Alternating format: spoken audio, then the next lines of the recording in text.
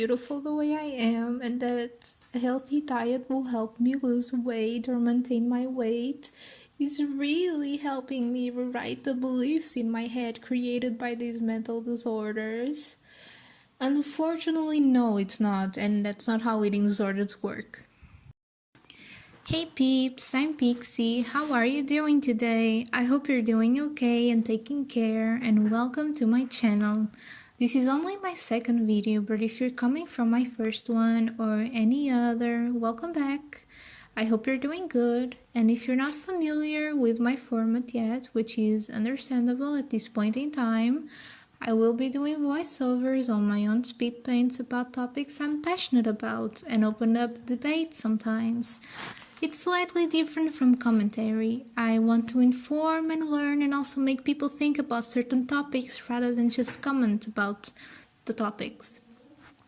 If you're interested, then stick around. I will be talking about lighthearted topics many times as well, art stuff and just things about my life as well. So yeah, it's gonna be fun. I want to start by saying that this video and my previous one have major trigger warnings. I left a warning in the beginning of the video, and if you did not hear me, I will make myself loud and clear that I will be talking about eating disorders, about the habits, about what they make you do, just textbook information. And if you're uncomfortable with that, if you feel it's easily triggered, I don't want to make this content for people to trigger themselves, but in the end of the day, I can't control what people do, but I can warn them and I can make them conscious about their actions. So please, I'm gonna give you time to search for something that brings you joy.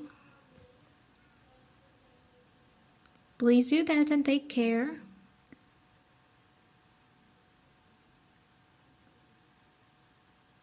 There. Okay, now let's jump into it, shall we? So last video I talked about restrictive eating disorders, which are anorexia, orthorexia, and osfed, or avoidant restrictive food intake eating disorder, and I will leave it linked up here in the video and down in the description. In this video, I will be covering with whatever information I could gather and from my own experience all the eating disorders under the umbrella of binging and or purging. And I want to preface by adding some general things about eating disorders that I also said in my previous video, just as a reminder. Eating disorders are not lifestyles or choices as many people think they are. They are mental disorders that affect your lifestyle and health, both physically and mentally, and they are very complex. So these videos are not meant to be a way to self-diagnose, to diagnose anyone, or a super informative video, but to bring some light and some awareness to them, and to also let people who are struggling or have struggled with this disorder share their experience in the comments respectfully. If they want to, no one has to share their experience. If they are comfortable, you can. That's a great thing to do, to talk about our struggles. I want to make this video so we can all learn something new, so I can learn more as well, and everyone wins. With that said, let's start with bulimia. What is it? Bulimia is an eating disorder where someone goes through periods of binge eating and then purging, or in other words, eating big amounts of food in a short amount of time and then getting rid of it either by throwing up, using laxatives, enemas, or however you pronounce that word, or working out using whatever they can find to get it out of their body. People with bulimia can purge up to more than 20 times a day, which severely damages their teeth, esophagus, stomach, I don't know, I forgot how to pronounce that word, reflux, bowel movements, and heart. Because they barely digest any food or keep any nutrients, their hair falls out a lot and their nails get really brittle and weak as well. The heart gets really weak from the lack of electrolytes, from the use of laxatives, and from vomiting, which can result in a heart attack. Vomiting can also result in the burst of a blood vessel. It's a really dangerous yet vicious parasite. It's a really dangerous yet vicious cycle, and I hope that vicious means like something you cannot get out of. I cannot remember the word for it. I'm sorry. I cannot remember it right now. But it is possible to recover. People with bulimia tend to lose, gain, or maintain weight. Every case is a case. And some people suffer with body dysmorphia, some others don't. It's really hard to tell if a friend might be struggling if they hide it really well because they can eat in front of you as well as they can eat in secrecy. Everyone is different, and I recommend anyone who has ever purged or ever thought about it to talk to a therapist about it and work on self-love because it's really important, and your mental health and well-being is one of the most important things in the world. So with that one out of the way, the next one is binge eating disorder. This life-threatening disorder is characterized by frequent episodes of eating unusually big amounts of food and feeling unable to stop. Even though everyone overeats every once in a while during parties or holidays, people who struggle with binge eating disorder have this routine of excessive eating that feels out of their control. They eat rapidly during the episodes and even when they're not hungry anymore, leaving them uncomfortably full. This behavior then leads to depression and the feeling of shame, guilt, and disgust of oneself, leading them to eat in secrecy most of the time. It feels a lot like an addiction that you just can't stop, and since food is a human necessity, it's even harder to control and manage. These people will also try diets frequently to manage their weight and fail due to the nature of the disorder. Unlike someone with bulimia, someone who struggles with binge eating doesn't compensate for the amount of calories eaten after an episode. This kind of disorder is normally caused by emotional distress or trauma, is a lot more common in women according to the statistics, and it doesn't mean it doesn't happen to men because men can also suffer from eating disorders and can be caused by psychological conditions such as bipolar disorder, PTSD, phobias, or substance abuse. Body image can also play a part in developing this disorder as they have a very negative view of themselves, or it can even be genetic. Anything can trigger a binge eating episode, from body image to stress to the availability of food or even just boredom. There are obviously many health risks associated to this eating disorder, one of them being obesity, which can lead to the risk of an heart attack or a stroke. It can also cause type 2 diabetes and cancer. The studies have found that people with binge eating disorder have greater risks of developing health problems compared to people with obesity in the same weight who do not struggle with the disorder. Another issues that PED can bring are chronic pain, sleep issues, asthma, and IBS. These people may also find difficulties in social interactions many times. Recovery and treatment for this disorder is totally possible and available, and the symptoms are many times just masked as just being an overeater or going through a bad time or just boredom eating. But if these symptoms reoccur for the period of more than 3 months, more than 3 times a week, it is important to seek medical attention before it is too late. The next one I'll be talking about is purging disorder. This disorder enters the diagnosis for osfed or other specified feeding or eating disorders, which I'll be talking about later in this video. Many times, this disorder is mixed in with bulimia, but purging disorder is a disorder that does not require someone to have binge eating episodes to engage in purging habits. These purging habits are those that I have mentioned before, and I will remind you again.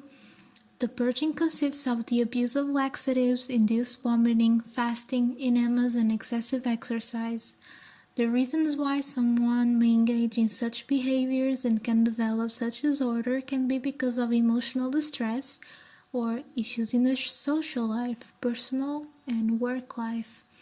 It can also be because of self-esteem issues and the fear of gaining weight, or because of any other issues, because every case is a case. This eating disorder causes many health issues such as kidney failure, digestive issues, pregnancy complications, and heart issues. Other side effects can be dehydration, tooth decay, throat and face swelling, bruised hands, and mood swings. It is a very serious and life-threatening disorder, and it is important to seek medical attention as soon as possible and to seek treatment because it is possible. We are now going to talk about eating disorders that are even less understood, such as pica or pica. I think it's pica because its name comes from the Latin word for magpie, which is a bird known for its big and random appetite. This eating disorder is defined as the compulsive and repetitive eating of non-food substances such as dirt, flaking paint, string, glue, clay, cigarette ashes and its remainders, and items that have no nutritional value. It is more current in children with intellectual and developmental disabilities such as autism. And pregnant women can also develop weird cravings for non-food items during pregnancy, but that's usually temporary. It is more severe when the people who start showing these signs have severe disabilities. It can cause various types of poisoning, parasitic infections, choking, and intestinal blockage. Anemia can also be present in people who suffer from this disorder. The consumption of possibly toxic items with bacteria and parasites can damage one's liver and kidneys as well. It is normal and common for kids to put things in their mouth when they are growing teeth and exploring the world, even ingesting sand and dirt. But the persistence in these behaviors is something to really worry about and have a doctor examine, normally, and other health tests to determine if they do have pica. It's more difficult to treat this disorder if a person has developmental disabilities, but it can always be possible at the end of the day. There's no exact way to prevent someone from developing pica except paying close attention to children and one's eating habits. The next one in the list is rumination disorder. I hadn't heard about this one until I did my research for this video, so I was really interested. This disorder is quite rare and happens in any age group. The symptoms are regurgitating recently digested food involuntarily and rechewing it or swallowing it again and even spitting it out, and it normally happens in the period of 20 to 120 minutes. This happens within people who have cognitive disabilities, children, and infants more commonly, and it's very effortless. There's no nausea or heartburn as there is with vomiting. The food they regurgitate does not taste bitter or have any odor of bile or stomach acid. Some people may think it's caused by gastrointestinal issues, but it's not. It's an habit that one develops for many reasons, and those reasons depend on each patient's background.